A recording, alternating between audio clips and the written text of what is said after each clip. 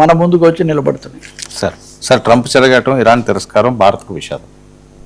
Trump అది నిజమే. మనం ఒక్కొక్క రోజు ఒక విధంగా, నిన్న నేను మీతో చెప్పా, మొన్నేమో నేను అంత సంధి కుదిరేట్టుగా ఉందన్నాడు, నిన్న అసలు పోస్ట్ చేశాడు ఏమని, అయిపోయింది ఇంకా నాకు ఆశలే లేవు, సంధి కింది కుదిరేయలేదు, I'm going to attack in the severest way, most violent attack చేస్తాను, ఇవన్నీ చెప్పాడు. ఖర్గే దీవి అన్నది ముందు నుంచి కూడా నేను దాని మీద కన్నేస్తున్నాను, దాన్ని వదులుకునే ప్రసక్తి లేదని ఆయన అన్ని పోస్ట్ చేశాడు అలాగా 2 గంటల్లో మళ్ళీ ఇంకో పోస్ట్ పెట్టాడు. చాలా ఆశాభావంగా కనిపిస్తుంది. కాల్పుల విరమణ దిశలో మేము చాలా వేగంగా పోతున్నాం. అసలు నేను ఎప్పుడు కూడా శాంతినే కోరుకుంటున్నాను, ఇటువంటి జరగాలని నేను ఎప్పుడు భావించలేదు అని ఆయన పెట్టాడు. నిజంగా షాకింగ్. అంటే ప్రపంచంతో చెలగాటం ఆడుతున్నాడా? తన పిచ్చివాడిలాగా నటిస్తున్నటువంటి గడసరి, నిజానికి పిచ్చివాడు కాదు, పిచ్చివాడిలాగా నటిస్తూ ప్రపంచానికి పిచ్చెక్కిస్తున్నాడు డొనాల్డ్ ట్రంప్. ఇది చాలా స్పష్టం. ఇప్పుడు దీన్ని నమ్మడానికి ఏ ఒక్కరు కూడా సిద్ధంగా లేరు. ఎవరో నమ్మడం ఎందుకు, ఇరాన్ వాళ్ళే ఒక ప్రకటన చేశారు. ఈ ట్రంప్ అనేవాడు పూటకు ఒక విధంగా మాట్లాడి మాట మార్చుకుంటూ కావాలని ప్రపంచాన్ని పక్కదోవ పట్టిస్తున్నాడు. We're not going to take him seriously. ఇప్పుడు ఎలాంటి శాంతి చర్చలు, సంధి చర్చలు మా మధ్య లేవు, నడవడం లేదు. మాకు చాలా నమ్మకం కుదిరితే కానీ మేము ఈ విషయంలో స్పందించే అవకాశం లేదు అని ఇరాన్ తెగేసి చెప్పింది. ఇది నిజానికి చాలా ఆందోళనకరమైన అంశం. ఈ సమయంలోనే ఒక 40 దేశాలు, అందులో ఎక్కువ భాగం యూరోప్, అమెరికా అనుకూలమైన గల్ఫ్ దేశాలు, ఇవన్నీ కలిసి ఇరాన్కు ఒక హెచ్చరిక చేసి, మీరు ఇతర దేశాల్లో వచ్చి మా మీద దాడులు చేస్తున్నారు, ఈ దాడులు మీరు ఆపాలని 40 దేశాలు కలిపి ఒక విజ్ఞప్తి చేయడం అంటే ఇంకొక ఫ్రంట్ బిల్డప్ చేస్తున్నారు.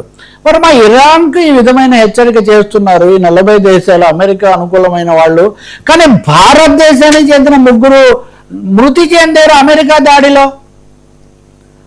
హార్మోన్స్ దగ్గర భారతదేశానికి చెందిన 3 నౌకల మీద వీళ్ళు దాడులు చేస్తే వాటిలో ఉన్నటువంటి నావికులు కానీ ఇంజనీర్లు కానీ 3 చనిపోయారు. అంటే భారత్ కంటే మిత్రదేశం ఏముంది?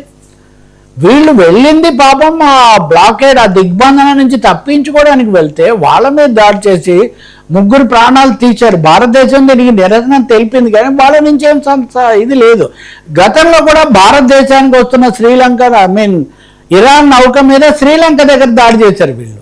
అంటే భారతదేశం యొక్క సార్వభౌమత్వాన్ని, భారతదేశం యొక్క సంబంధాలను కూడా చాలా నేరుగా ఘోరంగా అమెరికా సవాల్ చేస్తుంది. దీని మీద మరి మనం ఇప్పటివరకు కూడా స్పందించడం లేదు. అమెరికన్ కాంగ్రెస్ కూడా నిన్న ట్రంప్ను మందలించింది, మీరు భారతదేశం మీద ఇదంతా చేయడం అన్నది చాలా బాధ్యతారహితంగా రెక్లెస్ యాక్టివిటీ లాగా ఉందని. కానీ ఆయన మారుతాడా అంటే ఆయన మారుతున్న సూచనలు కనిపించట్లేదు. మనం కూడా ఈ విషయంలో మరింతగా గొంతు కలిపి ఇరాన్కు కూడా కాస్త నిలబడి, రష్యా, చైనా, ఇరాన్ ఇలాంటి వాటికి నిలబడి అమెరికాను దారికి తెచ్చే బదులు మనం ఇజ్రాయెల్తో స్నేహంగా ఉండడం వల్ల కావచ్చు, అమెరికాతో ఈ సమయంలోనే మనం వాణిజ్య చర్చలలో నిమగ్నమై ఉండడం వల్ల కావచ్చు, అనేక కారణాల వల్ల మనం బలంగా ఎదుర్కోలేకపోతున్నాం. ఆఖరికి మన ప్రాణాలు తీసిన తర్వాత కూడా మరి భారతదేశానికి 12వ వార్షికోత్సవం చేసుకొని మోదీ గారు అద్భుతమైన రక్షణ అది ఇది అంటున్నప్పుడు 3 ప్రాణాలు తీసినందుకు అమెరికాకు, ట్రంప్కు మరీ ముఖ్యంగా మోదీ గారు ఏం నిరసన తెలుపుతారు, ఎలా ఎదుర్కొంటారు, భారత ప్రయోజనాలు ఎలా కాపాడుతారు? ఒక విజ్ఞప్తి అయితే చేశారు, ఏమని, Iran blockade, America counter blockade, వీళ్ళ దిగ్బంధనం, వాళ్ళ ప్రతి దిగ్బంధనం 2 సరికాదు అది భారతదేశం అనేక దేశాలతో కలిసి ఒక విజ్ఞప్తి మాత్రం చేసింది. కానీ దీనివల్ల శాంతి వస్తుందనే అవకాశం లేదు. శాంతి రాదు. కానీ వ్యాపారస్తులు చాలా ఆశగా ఉంటారు కదా, ఆశ పెట్టాలని చూస్తుంటారు. కాబట్టి ట్రంప్ ఈ విధమైన ట్వీట్ ఇవ్వగానే చమురు ధరలు తగ్గడం మొదలైంది కొంచెం. అంటే ఈరోజు తగ్గిస్తారు, రేపు పెంచుతారు. ఈ మధ్యలో మామూలు వినియోగదారులు, వ్యాపారస్తులు నలిగిపోతారు. కానీ మొత్తానికి ఈ దశలో, ఈ సమయంలో మటుకు ట్రంప్ ప్రకటన వల్ల కొంచెం చమురు ధరలు తగ్గుముఖం పట్టడం అన్నది ప్రపంచం చూస్తూ ఉంది. మరి ఇది మనకిస్తారా? ఎందుకంటే మన మీద ఇప్పటికీ రేట్లు పెంచేశారు. రేట్లు పెరిగితే పెంచి ప్రజలను బాదుతారు కానీ రేట్లు తగ్గితే వెంటనే ఏం తగ్గించారు మన పాలకులు. కాబట్టి మనకేం ఆశ లేదు, వ్యాపారస్తులకే ఇంకా లాభం. థ్యాంక్ యూ సో మచ్ రావు గారు. ఇది ఈనాటి